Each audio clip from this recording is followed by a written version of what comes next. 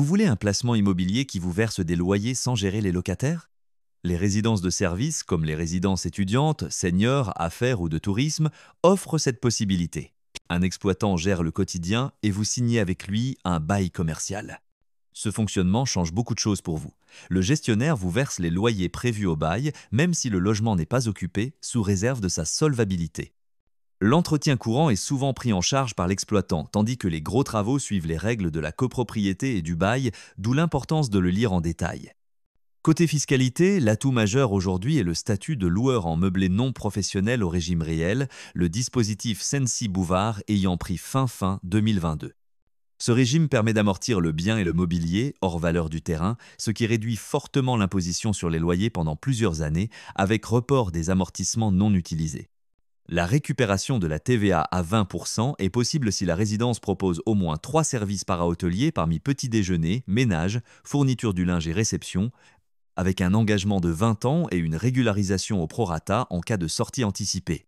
Parlons rendement, car c'est souvent la première question.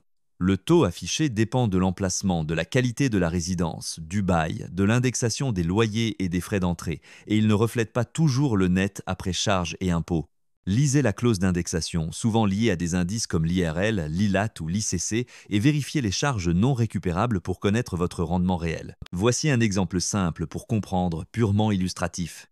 Prix d'achat, toute taxe comprise 240 000 euros, dont 40 000 euros de TVA potentiellement récupérable, loyer annuel hors taxe 9 600 euros et 1 000 euros de charges non récupérables. Ce scénario donne un ordre de grandeur.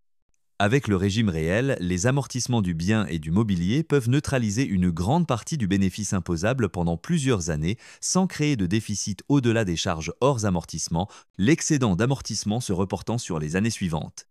Restez prudent, car la solidité de l'exploitant est le point central. Examinez ses comptes publiés, ses taux d'occupation, les clauses de renouvellement ou de résiliation du bail et gardez en tête qu'en cas de défaillance, le loyer s'arrête et il faut trouver un nouveau gestionnaire.